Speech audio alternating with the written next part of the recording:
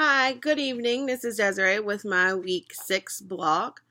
Um, this week was kind of interesting to think about social networking and how social networking has an influence on academics, the school environment, and how churches use social media or social networking. So, when I hear the term social networking, I immediately think of social media, your Facebook, your Twitter, Instagram, your Musically, anything where you are pretty much interacting with someone who is not near you.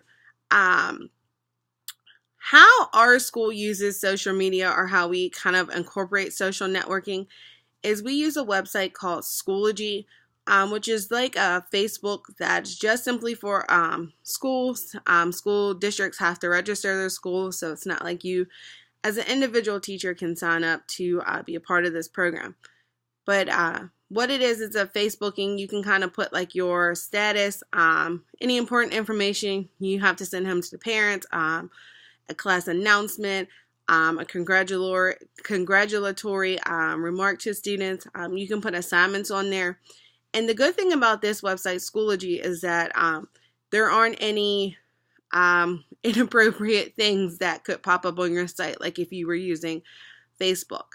I do know our district does have a Facebook and Twitter accounts where they send out messages in case of a school closing. Very general announcements. Usually most of our big announcements do go on Schoology or on our school webpage. We're still not encouraged to keep a classroom social media page just because sometimes things can kind of pop up that are unexpected and could sometimes cause or create controversy for the teacher. So they just don't kind of tell us not to, but kind of suggest that we don't. So to use the Schoology page, which is, again, just like a Facebook page. Some of the challenges that could come with using Facebook or social media is the inappropriateness of what's being published. Sometimes people, when they make comments, sometimes the comments can be not the best comments. They can have profanity.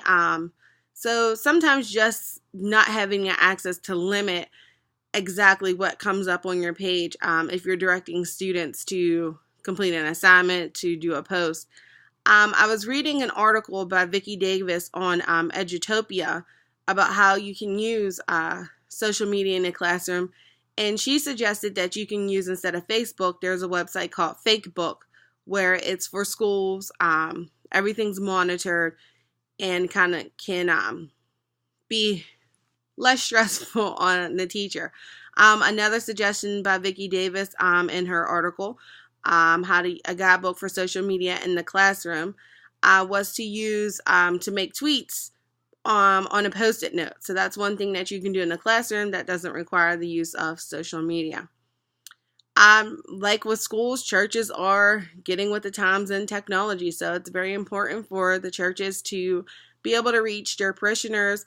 If there's an event where, severe weather and they have to close and they can't call 250 church members. So using social media is a great tool for that. In addition, some churches are now posting their sermons and their services live on Facebook. So if you can't make it to church, maybe you're out of town, you're sick, you still have access to your service, so you don't have to miss out. So again, that was my viewpoint on social media and how it affects schools and churches. I hope you enjoyed and have a blessed evening.